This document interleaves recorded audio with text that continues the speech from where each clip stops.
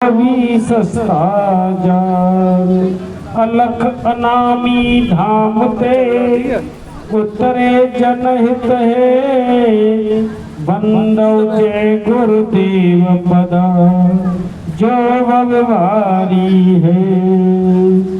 प्रातः स्मरणी सर्वत्र विराजमान सबकी आंखों की ज्योति सबके जीवन आधार परम पुरुष पूरन धनी परम दयाल दातार वक्त के मुर्शिद परम संत बाबा जय गुरुदेव जी महाराज के चरणों में सादर कोटि कोटि नमन प्रणाम करते हुए एवं आज की इस धर्म सभा में उपस्थित दूर दराज से चल करके आए सभी सत्संगी प्रेमी भाई बहनों को सादर जय गुरुदेव। जय गुरुदेव।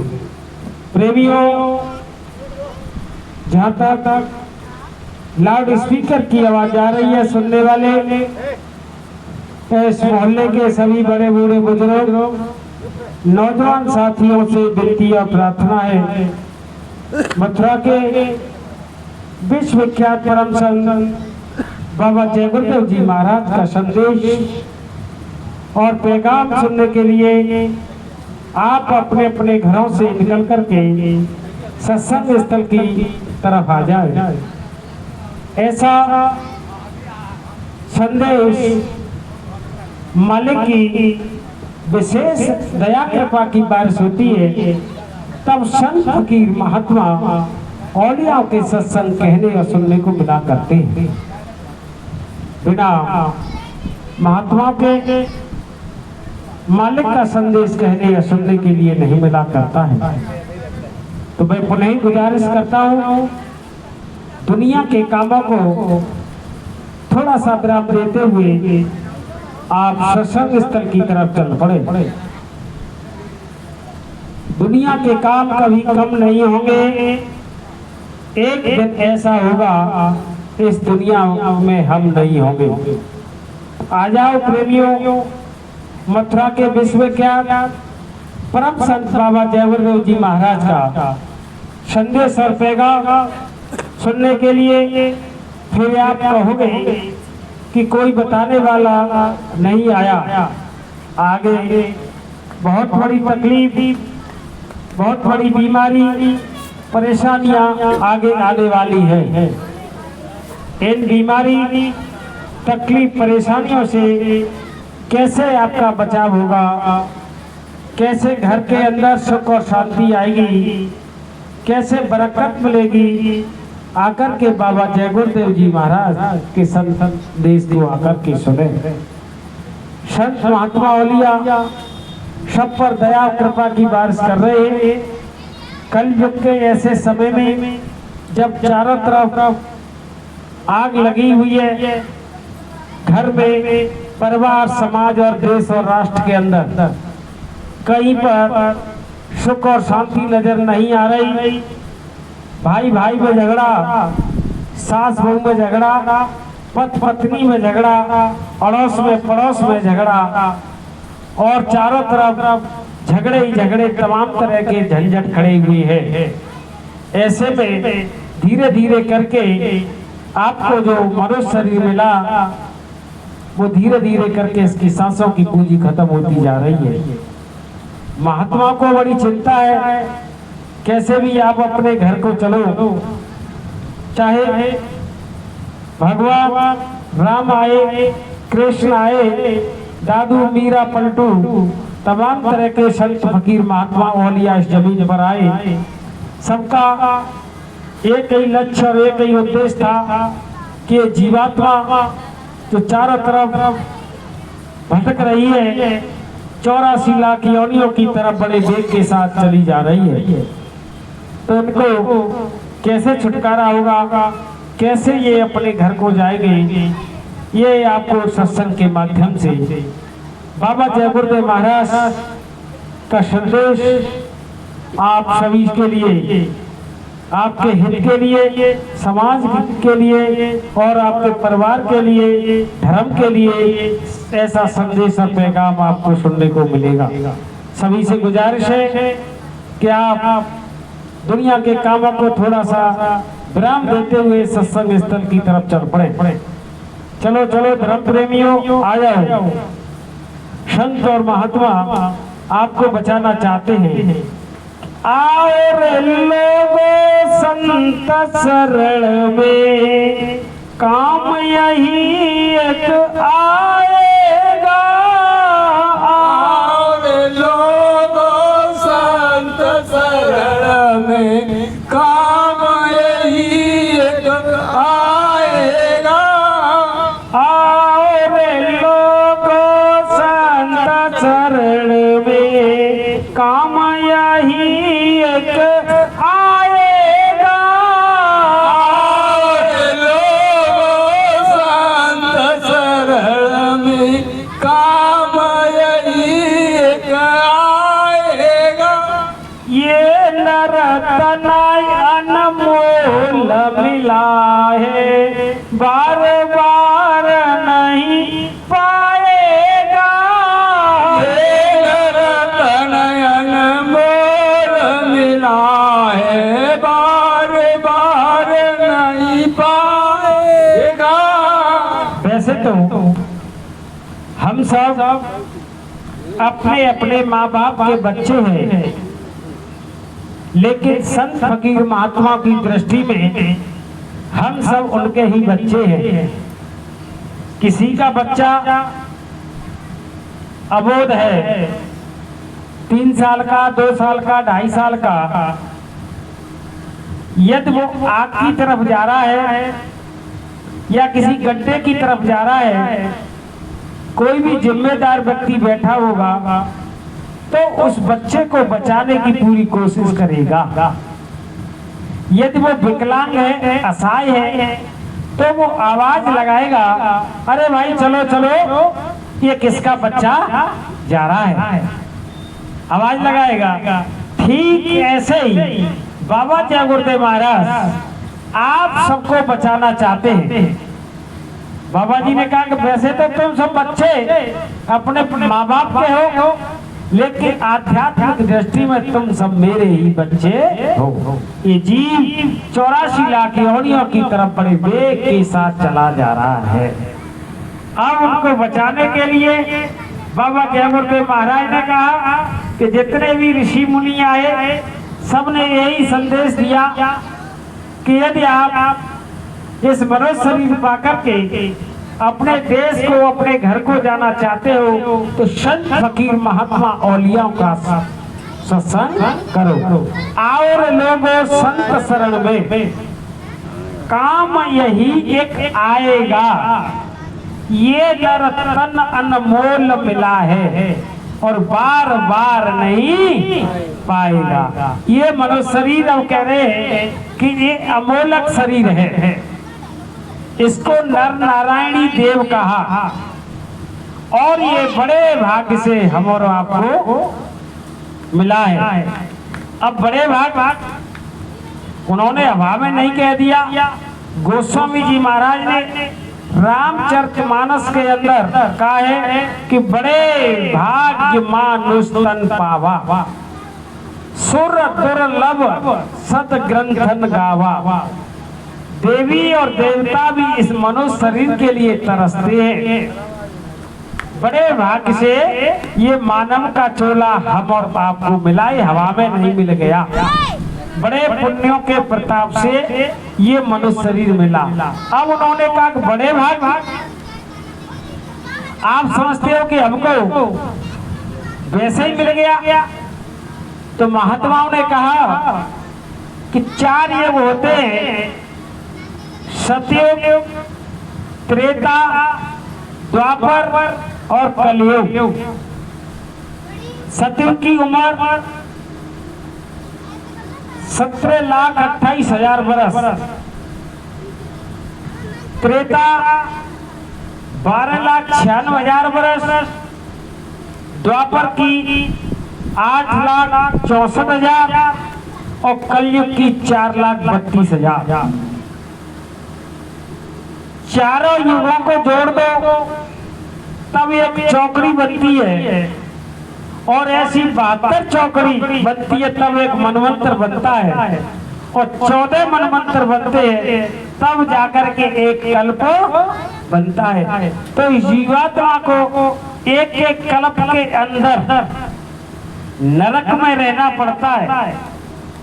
ये गिनती खत्म होने वाली नहीं है। तब जाकर के नाली के कीड़े, रेंगने वाले जीव, उड़ने वाले कीट पतंगे ऐसे भ्रमण करते हुए तब लास्ट में आकर के अंतिम समय में गाय और बैल का शरीर मिलता है। जब गाय शरीर छोड़ती है तो लड़की के तन में, और बैल शरीर छोड़ता है तब वो लड़का के तन में आता है। इतनी लंबी प्रक्रिया।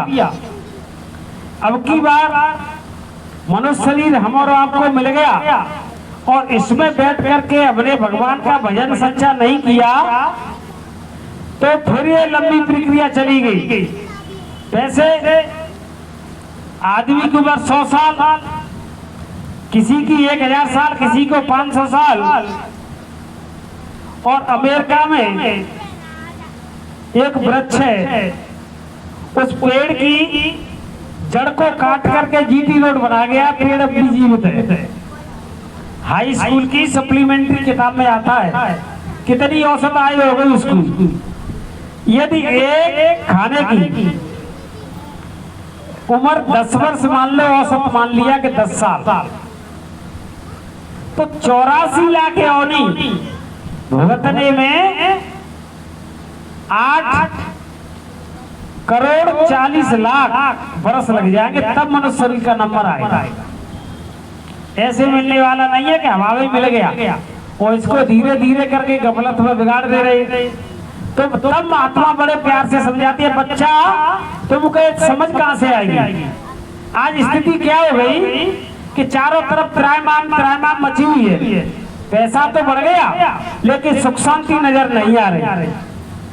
क्यों नहीं आ रही? कि सत्संग जाना छोड़ दिया, संत और महात्माओं की वाणी को सुनना पसंद नहीं करते, मन के मुताबिक पूजा उपासना साधना करने लगे, तो इसलिए तकलीफों में तकलीफ बढ़ती चली गई। तब बड़े प्यार के साथ महात्मा समझा रहे हैं कि आओ रे लोगों संत शरण में, काम यही एक आएगा, यह नर तन अनमोल मिला है और बार बार नहीं पाएगा। अब की बार शरीर छूट गया, भगवान का भजन किया नहीं तो कुत्ते की योनि में, बिल्ली की योनि में, गधा की योनि में चली गई, भैंस की योनि में, घोड़ा की योनि को गारंटी है। हम तो कहते हैं कि हमारे पिताजी का स्वर्गवास हो गया, चिट्ठी लिख देते हैं लौटा सबका, पिताजी का स्वर्गवास हो गया। कहा पता है कि नरकवास हो गया। ये 84 में चले गए। एक आदमी शराब डाल रहा था, शराब क्वार के महीना में। तो श्राद्ध का मतलब है कि जो पुरखा चले गए हैं उनकी आत्मा के शांति के लिए। तो गुरु महाराज का निमंत्रण दिया, गुरु महाराज आए तो कहा बच्चा ये क्या कर रहा है? कि पिताजी की आत्मा की शांति के लिए ये मैं ब्राह्मणों को भोज करा रहा हूँ, हम भी ब्राह्मणों को निमंत्रण करते हैं। तो उन्होंने कहा कि तेरे पिताजी तो भूखे बैठे हैं जंगल में शेर बन के, तू किसको भोजन करा रहा है? तेरे पिताजी तो जंगल में भूखा है, उसके प्राण निकलने वाले हैं भूख के मारे, बूढ़ा हो गया है, शिकार होती नहीं है। तो अब क्या करे कि थाली ले जा और जाकर के वहां पर आवाज लगाना कि पिताजी गुरु महाराज ने मुझको भेजा है, आप आकर के भोजन कर ले। तो मैं अपने तपोबल से तो तेरी बात को समझेगा और गुफा से निकल करके आएगा ना, तुझको काटेगा। और तू प्रसाद की थाली वहां पर रख देना। वो वहां पर रख दी तो वो खा लेगा। तो थाली लेकर के गया, जंगल में आवाज लगाई कि पिताजी जहाँ कहीं भी हो आप निकल के आ जाए। तो शेर निकल के आ गया। शेर निकल के आ गया, वार्तालाप होने लगे कि पिताजी मैं तो आपका श्राद्ध कर रहा था, तेरे ही कर रहा था, क्या मैं पिंडदान कर रहा था, आप इस योनि में आ गए, आप तो शाकाहारी थे, आपकी ये योनि में कैसे चले गए शेर की योनि में? अरे क्या करें, अंतिम समय में जब मेरी सांस निकलने वाली थी तो पड़ोस के अंदर मीट मांस पका, मेरा अंतिम सांस निकलने वाली उसकी खुशबू तुरंत मेरी नाक के अंदर गई, तब तक मेरा शरीर छूट गया। तो उसी खुशबू की वजह से और मैं जाकर के शेर की योनि में बंद हो गया। तो हम श्राद्ध करते हैं पिताजी को खिला, तो पिताजी क्या मालूम है कुत्ता बन के बिल्ली बन के घर में ही बैठे। तो बड़े प्यार के साथ महात्मा समझा रहे हैं कि आओ रे लोगो संत शरण में काम यही एक आएगा। आओ रे लोगो संत शरण में काम यही एक आएगा। ये नरत नयन मोल मिला है बार बार नहीं पाएगा। ये नयन मोल मिला है बार बार नहीं पाएगा। मात गर्भ में उल्टा लटका 9 महीना दुख पाया है। मात गर्भ में उल्टा लटका 9 महीना दुख पाया है। अब महात्मा बताते हैं कि नरकों के अंदर यह जीवात्मा चली गई, ये तो 84 लाख योनि में, और नरक के अंदर चली गई। तो स्वामी महाराज ने कहा इस शरीर को छोड़ने के बाद में 17 तत्वों का इस शरीर बन जाता है, जिसमें भूत प्रेत देवी और देवता का शरीर है। भूत और प्रेत का शरीर 17 तत्वों का, और देवी और देवताओं का शरीर भी 17 तत्वों का होता है। भूत प्रेतों का पेट बड़ा होता है, सुई की नोक के बराबर मुंह होता है, तो भूखे चीखते चिल्लाते रहते हैं। तो ऐसे ही उस शरीर में जाकर के बंद कर दिया। अब लाखों लाख योजन आवाज जा रही है, खोलते हुए कड़ाई में खोला जा रहा है, काटा जा रहा है, पीटा जा रहा है, जीव चीख रहा चिल्ला या कोई सुनने वाला है नहीं।